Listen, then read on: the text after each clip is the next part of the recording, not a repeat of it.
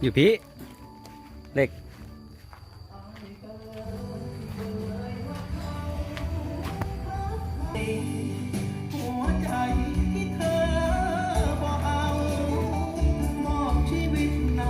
ไอตัวเล็กสิกินยังมื้อนี้นะข้าวสบายดีกองเด้นกนกแม่นกงามๆ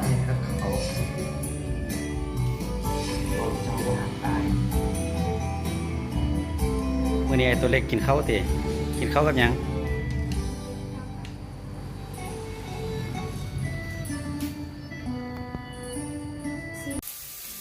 สบายดี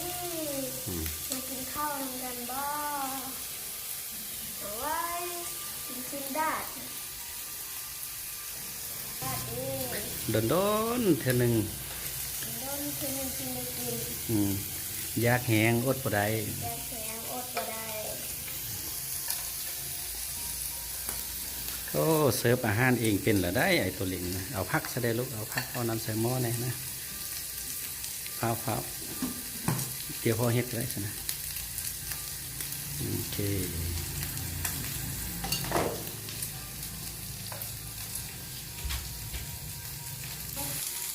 เดี๋ยวพอตัดก่อนบ่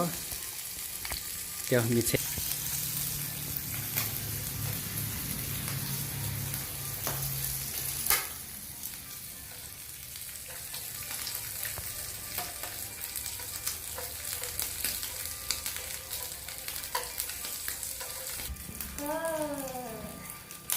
มีข้าวกินเด้อมีข้าว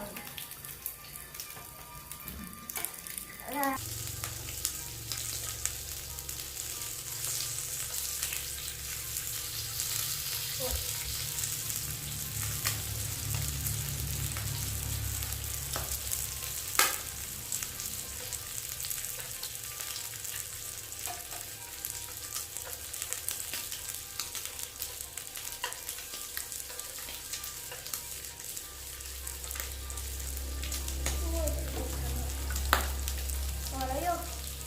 จะดีเป็นแบบนี้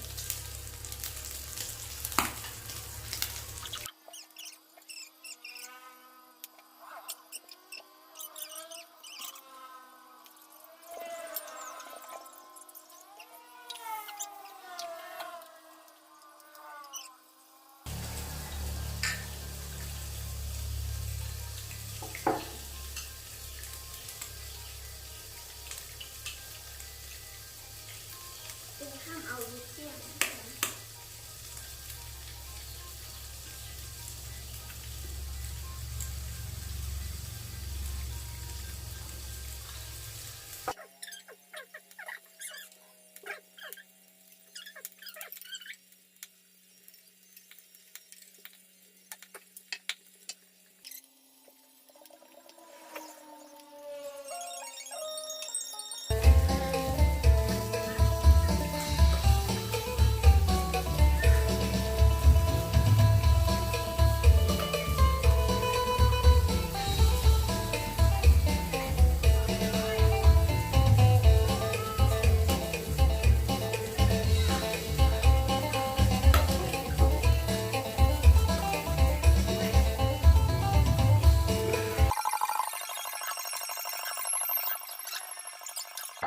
นี่ก่อน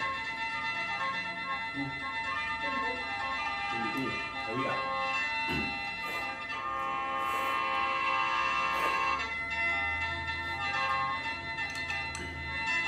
ถ้านั้นมันก็เคี่ยงหน่อยเคี่ยงก็อัน